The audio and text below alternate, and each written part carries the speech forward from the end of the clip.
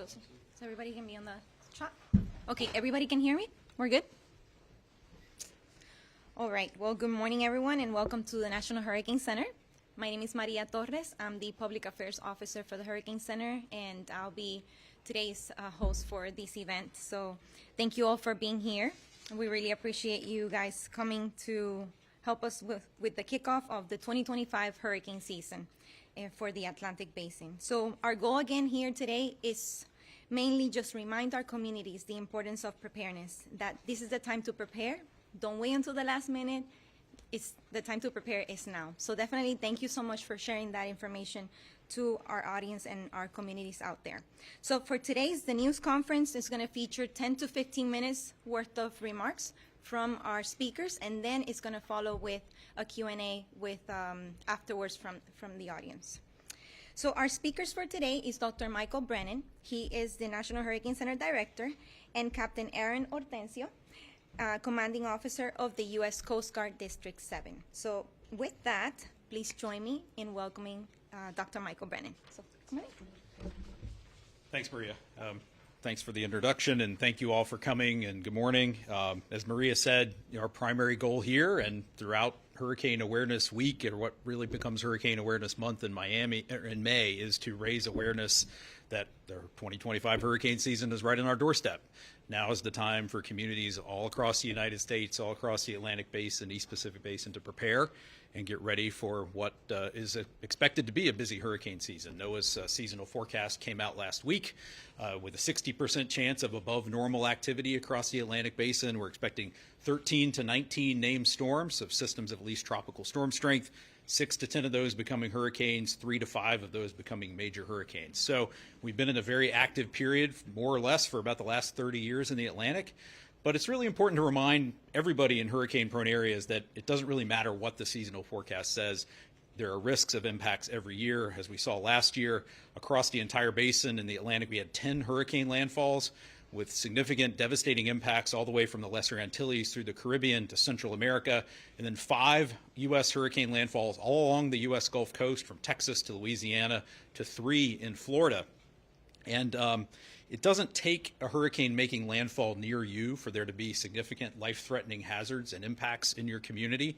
As we saw last year from the example of Hurricane Helene, there were 175 direct fatalities from Helene. The vast majority of them occurred in Georgia, North Carolina, South Carolina, well away from where Helene actually made landfall. There were 95 fatalities from freshwater flooding and landslides, over 60 fatalities from wind, 14 fatalities from storm surge. But it's noteworthy that those storm surge fatalities occurred in the Tampa Bay region, well south of where Helene actually made landfall up in the Big Bend region. And it's important for communities along the East Coast to remember that some of the most impactful storms we have along the East Coast of the United States actually can come from hurricanes that make landfall along the Gulf Coast. And that's especially true for freshwater flooding, which is almost entirely independent of how strong a storm is from a wind perspective. And freshwater flooding has been responsible for the majority of direct U.S. tropical cyclone fatalities over the last 10 or so years. And it's important to remind everyone that post-storm safety is just as big of an issue as safety during the storm itself. In terms of overall fatalities, what we call indirect deaths, which largely occur after the storm, they've been almost as numerous as the direct fatalities over the last several years, and we'll touch a little bit on that a little later. But we've been in an extraordinary period of hurricane activity in the U.S. with 25 hurricane landfalls since 2017. So just about every part of the U.S. coastline from Texas through Florida, up the East Coast to Maine, has seen impacts during this period from either landfalling storms or the impacts of storms that have moved into that region. So for everyone in these hurricane-prone areas, it's really important now is the time to assess your risk. First and foremost, find out if you live in a storm surge evacuation zone, if you're a coastal resident. That is the key to your hurricane preparedness process and timeline and plan that you're going to put into place for yourself and your family. Because if you live in a storm surge evacuation zone or otherwise flood-prone area, you could be asked to leave your home in the event of a storm by your state or local officials. And if you are going to be asked, you need to know where you're going to go, how you're going to get there, what you're going to take with you. And it's important to remember that you only have to drive usually tens of miles, not hundreds of miles, to get out of those storm surge evacuation zones to a safe place where you can ride out the storm. And this is really important, especially for residents in Florida and along the Gulf Coast, because we can have these short fuse hurricane events that develop where we have systems form nearby, like Helene, like Milton, like Michael, like Laura. Many of the storms we've had that have been very impactful in the last few years have formed and made landfall within just 3 or 4 days. So it's important to have that hurricane plan in place for you and your family ahead of time. Strengthen your home. Know what your home's vulnerabilities are. If you live in a mobile home, you may not be able to safely shelter there during a tropical storm or hurricane. You may be asked to leave. Do an insurance checkup. Now is the time to make sure that your property and your possessions are properly insured. Think about flood insurance as an option for you and your family as well.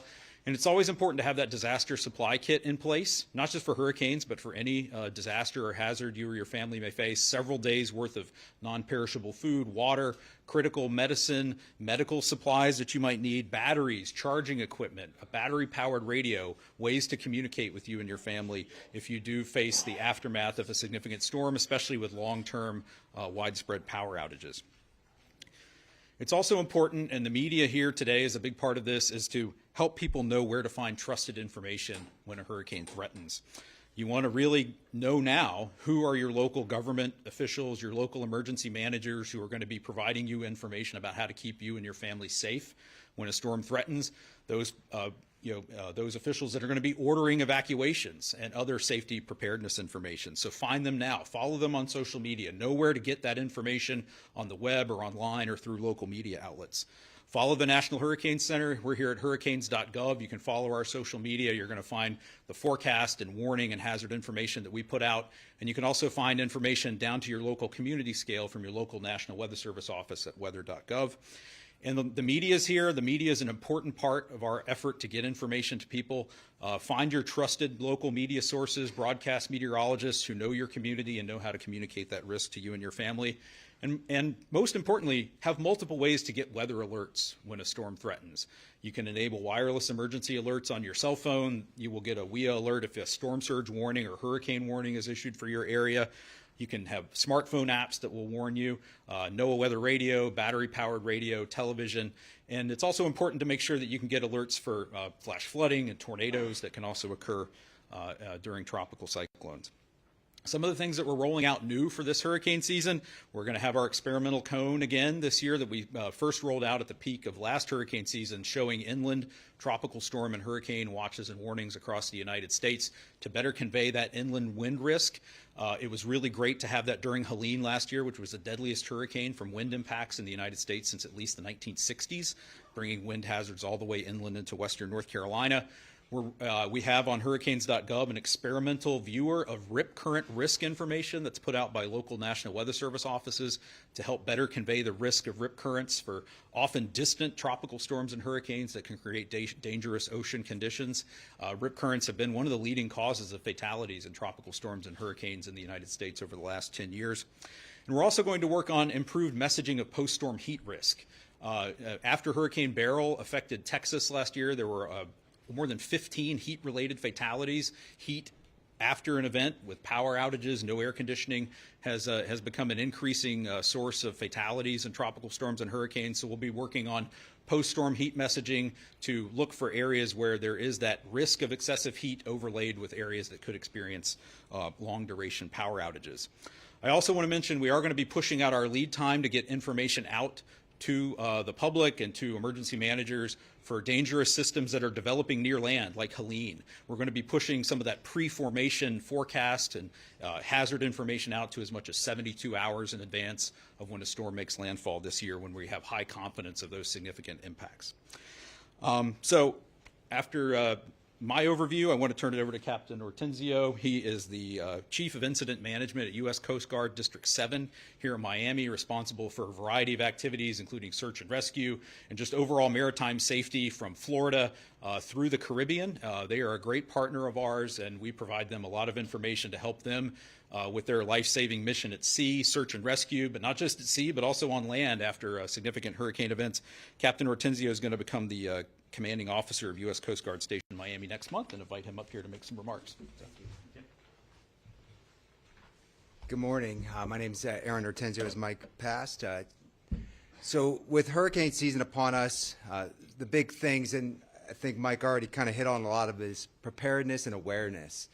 Being prepared, and when we're talking about the maritime environment, especially in the southeast United States, a lot of liveaboard vessels, the individuals need to have a plan of a safe haven for their boat, how they're going to moor their boat correctly, and then not riding the storm out on their boat is preferred.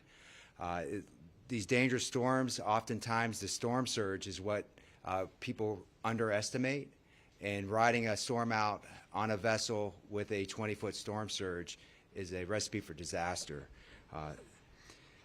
Also, with things to note with the Coast Guard, port closure information. There's a centralized website now for port information. It's navcen.uscg.gov. So that's navcen.uscg.gov. And this is the single point for information on port status. And obviously with the Coast Guard, working in conjunction with our partners at the National Hurricane Center, we take the information on real-time basis. So we actually embed the National Hurricane Center forecasts into our planning processes as we make decisions on port closures, moving our resources. So for the Coast Guard, we need to have our ships out of harm's way so they could return back to help reconstitute the ports and save lives. So we really leverage the forecast team here to help us make those decisions 5 to 7 days ahead of time. Aviation, we have a lot more luxury of time with the aircraft being able to fly out, so usually 24 hours. We'll wait to see what the forecast looks like to where we're going to stage our forces. But mainly also post-storm recovery. Oftentimes the aids of navigation will be destroyed, there'll be a lot of debris, or a vessel may have sustained a lot of damage during the storm. So we advise individuals to take precautions prior to getting back underway. But an overarching goal of the Coast Guard is to save lives and protect commerce as we weather these storms at a high frequency in recent years. So standing by for any questions at this time. I'll turn it over to Maria. All right. No, thank you so much for both your remarks. So yeah, before we begin, so please state your name and your station that you're affiliated with and who you're going to be directing your question to. All right. So with that, I'll go ahead and start taking questions. Oh, yeah. Seth. Yeah. Evan Brown, Fox News. I guess for the captain, but it could be for either of you. This September will be 10 years since the sinking of El Faro. This concerns, I guess, both of you and your outfits here. That was a catastrophe that I think a lot of people felt could have been avoided. What do we know better, and that involves communication with private, commercial shipping, but how do we impress upon them, don't go near the storm even though your boat is really, really, really big? It's still not a good idea. I'm going to start. Well, from a search and rescue preparedness, obviously, one of the things that have changed in the last 10 years is the ability of internet service underway. So with the access to information, decision-making should be improved from a weather forecasting perspective. As far as AI, also there's a system of AIS where we track vessels as they move in. And you could actually see the National Hurricane Center has a slide that they could show is when their forecasts go out, it shows the AIS traffic heeding the call of where the storm is. And I would say based on the enhanced messaging and the lessons learned from the El Faro case, we're seeing a lot greater compliance and respect for the weather forecast throughout the maritime community. And I don't know if they have that slide available, but it's really powerful to see how those vessel tracks change as the forecast models are going out.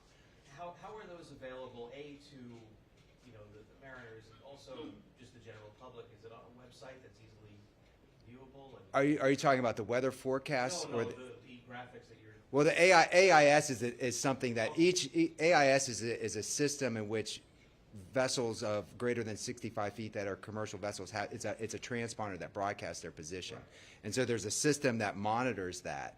And so this is just an after action look back of, hey, here's when the weather came out, here's where all these vessels were going. I think there's a depiction of I think it was Beryl from last year that was going into Texas, and it showed all the vessels coming out and then all of them diverting south of the track, and then as the storm passed them coming back in. So that from a search and rescue professional standpoint, that makes me very happy to see individuals heeding that information, changing their course, and then once it's safe to return back to their initial course and return to commerce, they're doing that.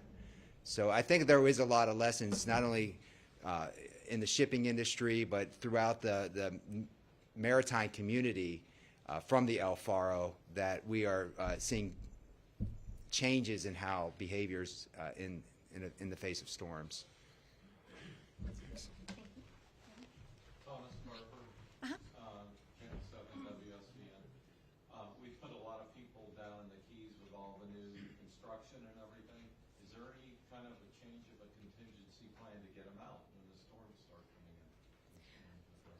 For the U.S. Coast, Either one. for either one, I think. You might go I ahead. can start. Yeah. I mean, I Yeah. can't speak to exactly what plans Monroe County has, but certainly we provide, the lead time and information that they need to make, evacuation decisions based on storm surge and other risks that get communicated to them through the local National Weather Service office in Key West. So, we provide the storm surge risk mapping that gives them an idea of what areas are vulnerable to storm surge within the Keys and helps them make their evacuation plans. But I can't speak directly to what their plans may be at the moment. Right, because there's a lot more houses down there within the past 2 or 3 years, but, the roads are still the same size.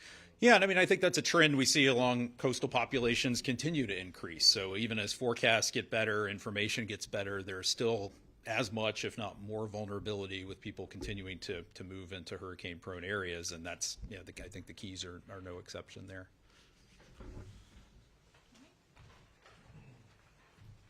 Is there anyone who could address the bridges, like in mine, bridges going up and down? Would that be you, sir? Well, I could address the drawbridge. So for awareness, anytime winds are in excess of 39 miles per hour, the drawbridges are fixed down. So it pertains more to the maritime community. If you need to move your vessel and you're waiting and those winds pick up, your vessel is not going to be able to get through that drawbridge because it's going to be in a lockdown position.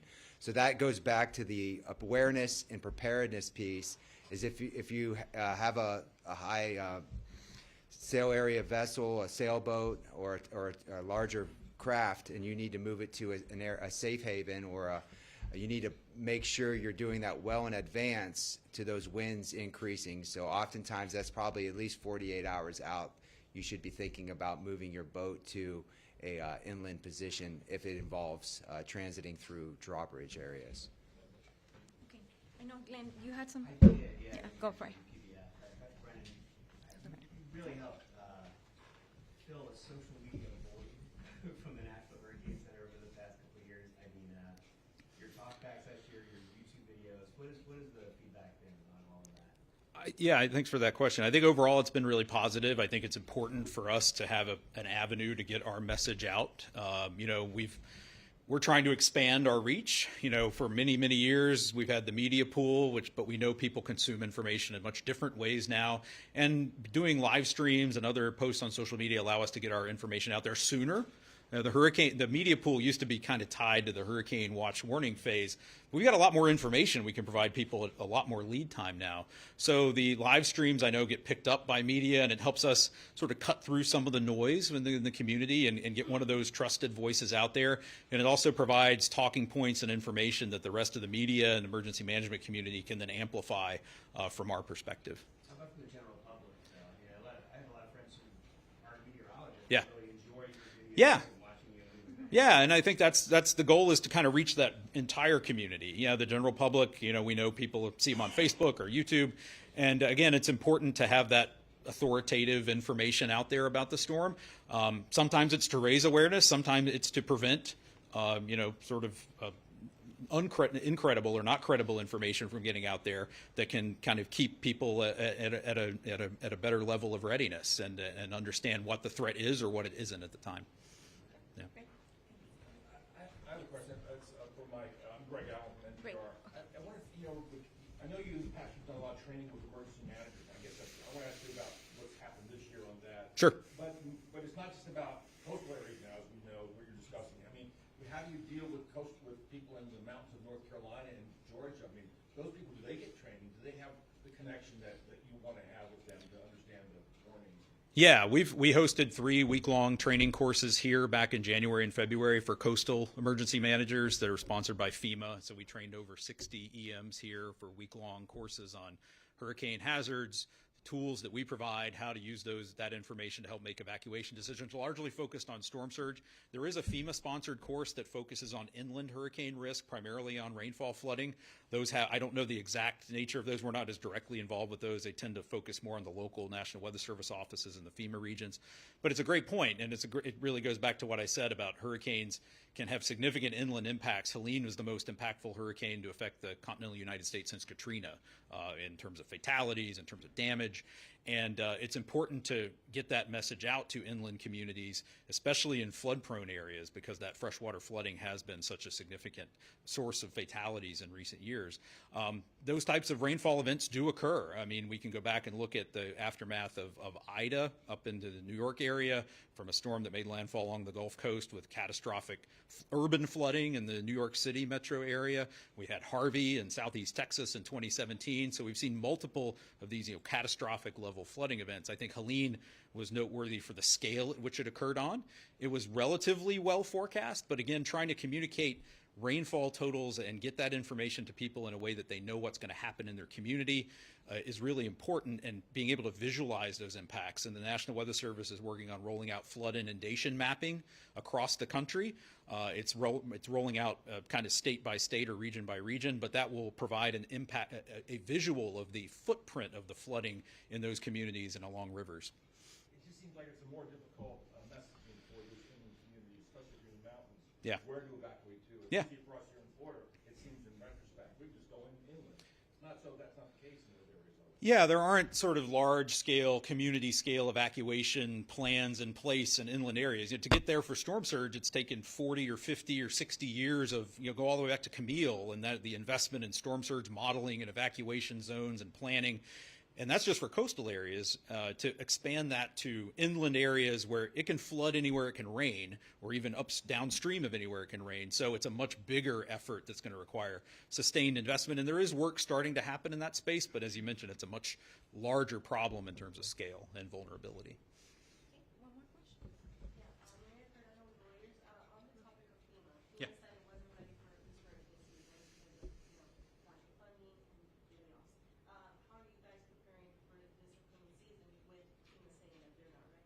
Well, we're ready here. That's what I can speak to, is directly the readiness of us and our staff here at the National Hurricane Center. We have 2 FEMA liaisons as part of the hurricane liaison team that work here in the building with us, and they are our conduit to the emergency management community at the federal, state, and local level, and we're ready to meet the needs of the EM community across the country as they come up this hurricane season, just as we always are. So with that, thank you so much. That concludes the briefing, but thank you guys so much for coming. And if you have any other questions or any interview scheduled for the rest of now into the afternoon, please come to me and I'll assist you with that, okay? Thank you so much. All right, thank you.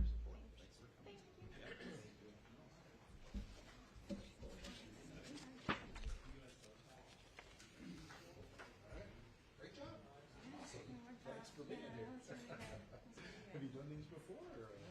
First one. Are you? So I don't know. Are you familiar with AIS? Not really, but yeah, I was just curious if you thought, maybe misunderstood. Would you like me to send it to him? That would be great. Yeah, well,